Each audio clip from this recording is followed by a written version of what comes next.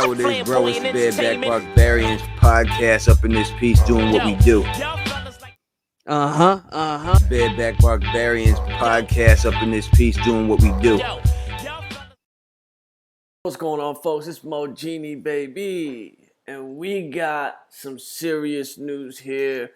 We got new info on Tekashi 6ix9ine snitching in court. We got Tekashi 6ix9ine's Kidnap video released. I'm going to go over both of these situations. But first and foremost, we all knew this was going to happen. Let's get serious for a minute here. Charlamagne, DJ Drama, Angie, they had him on the show a couple dozen times, and this dude was told specifically by them, you gonna get run up on or be dead. One of the two. And it happened. I mean, was this not the most obvious situation for any rapper in the last, decade that I've seen? These dudes out here acting reckless, acting funny, thinking they're boss. This dude was a young kid that was working at a deli.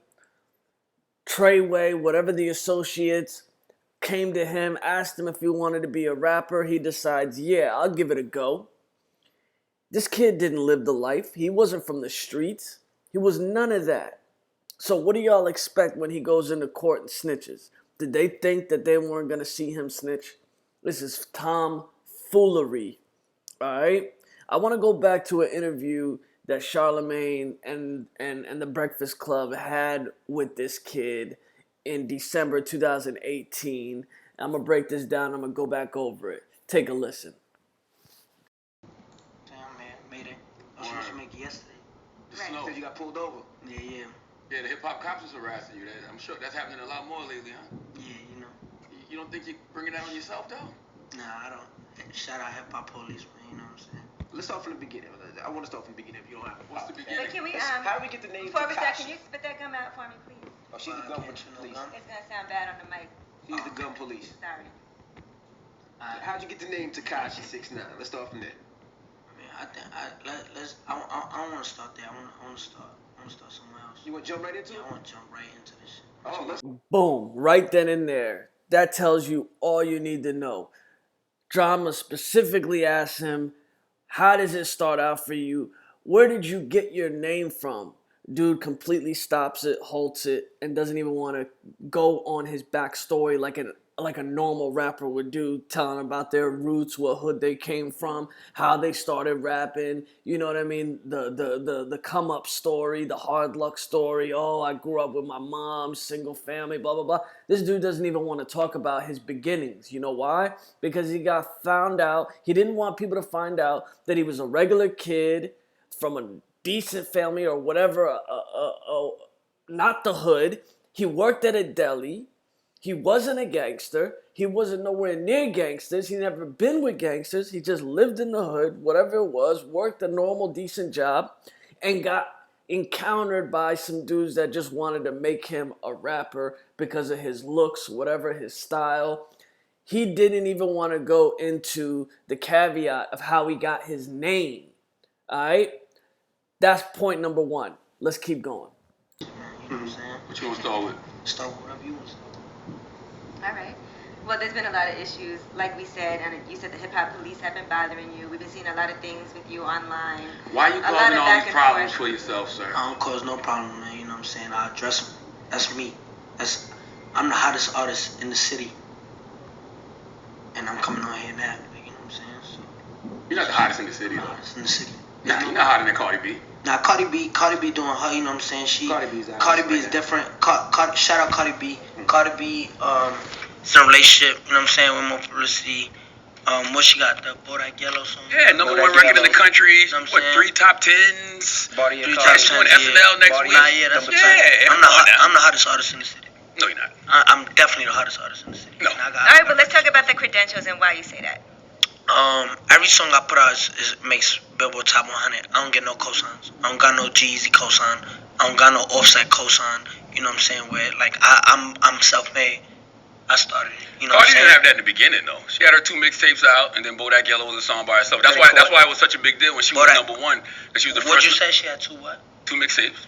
Let's stop right there. Let's listen to that part right there. I'm the hottest dude in the city right now. Alright, at this moment in time in December 2018, Cardi B's Bodak Yellow was on the Hot 100 charts for about 8 straight weeks in a row. Alright, she was in the top 100, #1 artist.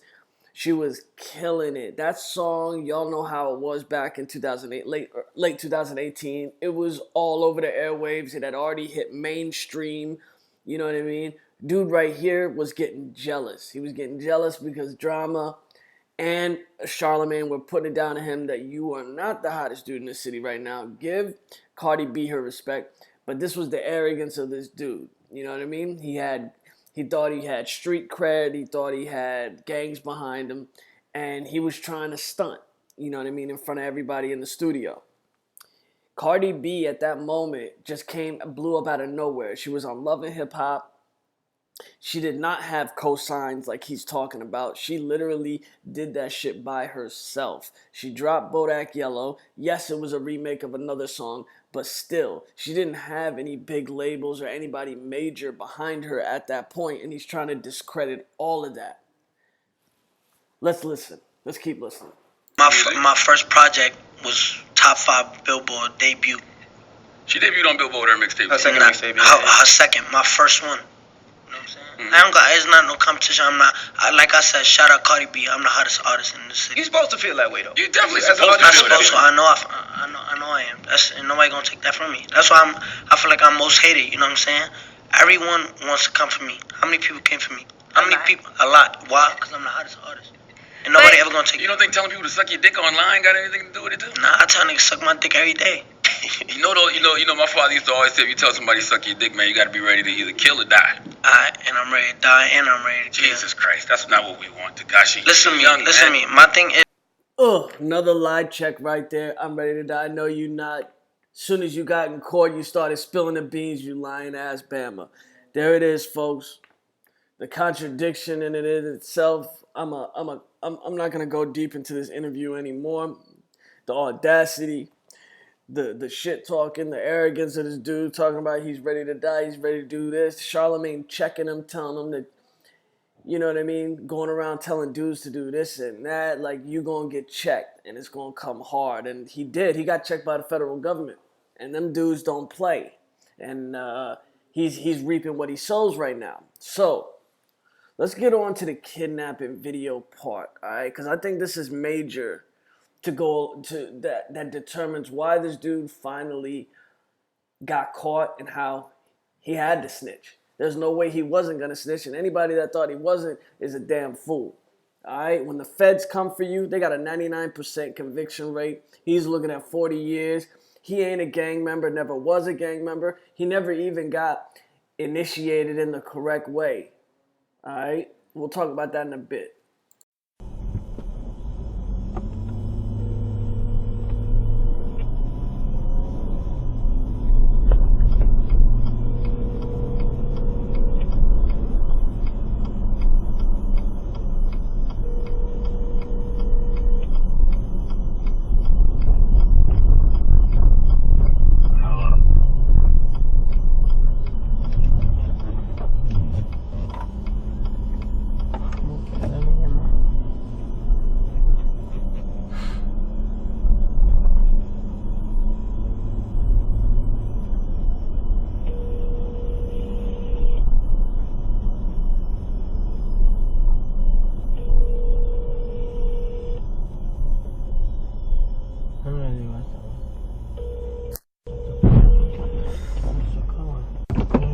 Que no te bajes para lo lo voy a dejar que se vaya.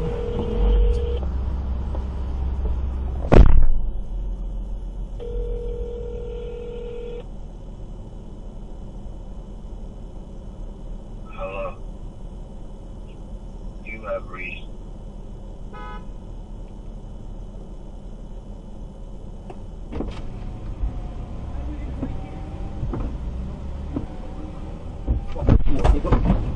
Run it, nigga. Give me everything, nigga. Get out. Get out. Get in the car. Get in the car, nigga. Get in the car, nigga. No, stop. Wait.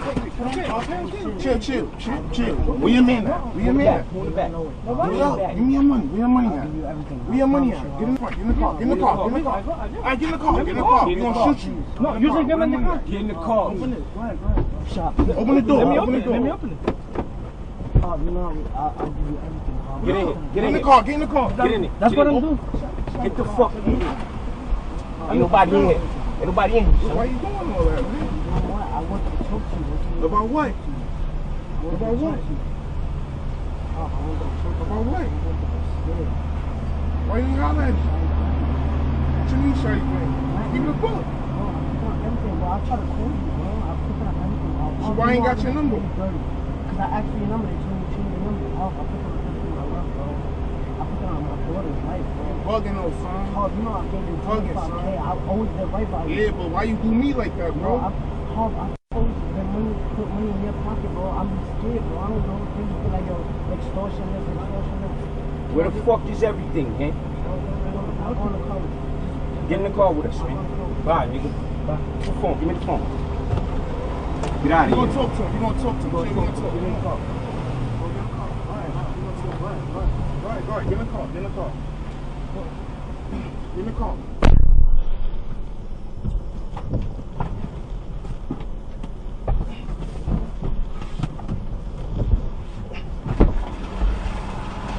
Wait. I have to make sure everything good, man. We're gonna talk to him. That's it, man. It's good, man. You know.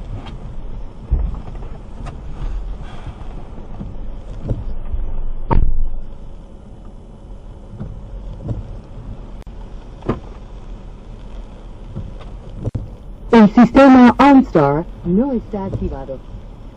Alright, so that right there was just released by the feds. Southern District Court released it. This is part of the evidence that they had against Treyway, Ellison, all the guys that they scooped up in this investigation. They've got so much evidence, it's bananas. And this is one of the main reasons that it was too easy for Tekashi 6ix9ine to snitch. There was no getting away from it. The feds had everything locked and loaded. They wouldn't have went after him if they didn't have everything.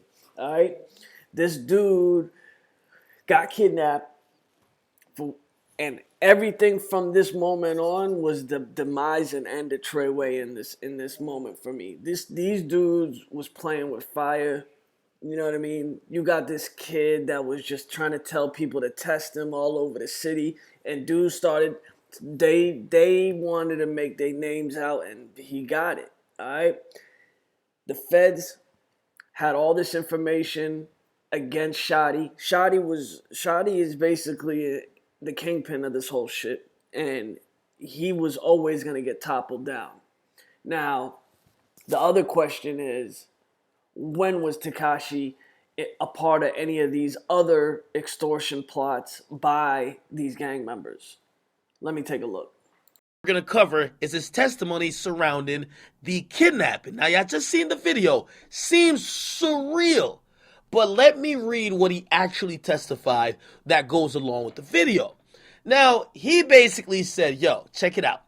I'm editing the Fifi video on Final Cut. By the way, if you don't know, 6ix9ine edited most of those videos. Yo, 6ix9ine used to be a videographer before all this ever happened, his rap career and everything. So he edited all his videos, right? So he's editing the Fifi video on Final Cut, but he don't know to do one thing, put like a nameplate or a name template on it. So he tells his driver, yo, get the car ready. I'm going to drive to my homie's crib because he know how to do it. And he says Andrew Green moved out to Park Slope because he was scared, which is like, I don't know why he added that, but still, that's what it is. It was objection, sustained. Then we stop at the intersection of Atlantic Avenue and Bedford by the shelter. We get hit from behind. Boom! George or Jorge tells me, don't get out the car. I'll let them go on their way, meaning, and I guess he thinks, yo, somebody just like hit the car. Let them go. Who cares about insurance? This is late night. We don't really have protection like that. And it's kind of like a war zone for 6ix9ine at this point. He says, we're thinking that somebody's drunk. Jorge gets out the car, and he takes longer than usual. He said, I see a guy running up with a gun. I could have tried to lock the door, but it was too late. The person who ran up was Harv's friend. Now, the prosecutor or the defense attorneys for the guys accused says, objection. Clearly, they're saying, how you know it was his friend, right? So that's why they're objected. Then the judge says the jury will disregard the description of someone as Harv's friend. 6ix9ine continues. He's like, shut the F up. Get out the car. Harv was there too, wearing a red hoodie. There was a scuffle. My driver wasn't making the situation any better. Then another objection. Keep in mind, you're going to see mad objections because the defense prosecutor knows this is really the meat and potatoes of the case. This is the kidnapping. And part of the reason why they're locked up is the kidnapping. The biggest reason, to be honest. Now, the judge says sustained. I credit to DJ Akademiks for breaking down the testimony at court that just recently came out. Now, just like he said, and like this was the demise of Treyway. This was the straw that broke the camel's back. Just like Akademiks just said right there, this is the meat and potatoes of the case that they have against Shotty. All right, the kidnapping, federal crime, federal time, and this was it. This is all the defense needed, was finally having proof of something they could get Tekashi to testify against Treyway for and the associates Shotty. All right, this case right here, I'm perfectly right. There's massive amounts of objections because Shotty's attorney knows that everything leverages on this testimony. If they can say that Tekashi's lying, or they can prove that he was in on it in some way, or they can discredit him at any possible point, they're going to do it. And that's why they're objecting to all his testimony. Let this dude finish. No opinions about the driver, just what happened. 6ix9ine says, I was telling them, bro, I put money in your pocket. I did right by you. I was just tired of being extorted. Harv goes in the car and takes my book bag with my laptop. They tell me to get in the car that bumped me. Harv gets in the driver's seat. We drive like a minute, then Harv stops and gets out, running with the gun back to Jorge, who's following us. Jorge puts it in reverse. Now the video from the Tahoe owned by Jorge with subtitles in English. So that's where you're seeing the video from. In New York, a lot of like people who do car service, they have like a little camera right by their rear view mirror, which is really for insurance purposes, right? So if you ever get in a car accident, it could show that you're not trying to fraud the company by asking for money. A lot of people and a lot of accidents happen in New York City, but also a lot of people do scams where they'll intentionally like do some stuff to make it seem like someone else crashed into their car and get a lot of stuff fixed on their car, when in reality it's all a fraud. So people who are trying to be legit, they have these cameras that they can send to the insurance company. Now this camera is being used in court for this criminal case. Now, let's continue. There's audio of the jacking. Get the F in, chill. Yo, I put money in your pocket, bro. Blah, blah, blah, blah. And that's where it continues, okay? Now, here's a slick thing that people don't really kind of get. 6ix9ine is Spanish. The driver is Spanish. Jorge, clearly, right? 6ix9ine is Spanish. The driver is Spanish. They both speak Spanish. The guys who are trying to, like, kidnap him, they're black. They probably don't speak Spanish as well. You hear the driver try to call OnStar to tell OnStar to call the cops, but do it in Spanish. Then you hear OnStar message basically says, yo, esta llamada puede ser registrada. Then you hear the recording continues, tienes que llamar la policía, me llamo George. So basically, he's telling OnStar in Spanish, call the cops. He probably don't want to say it in English because they got a weapon on him, right? Then they said, that's when the guy stopped. He said, stop it there. What was Harv wearing that evening? Then they said, that 6ix9ine says, a red hoodie. And the judge says, please focus on what actually happened. 6ix9ine says, I was pleading with Harv. I mentioned my daughter. The judge cuts in. It's like, your daughter wasn't there that night to say what happened.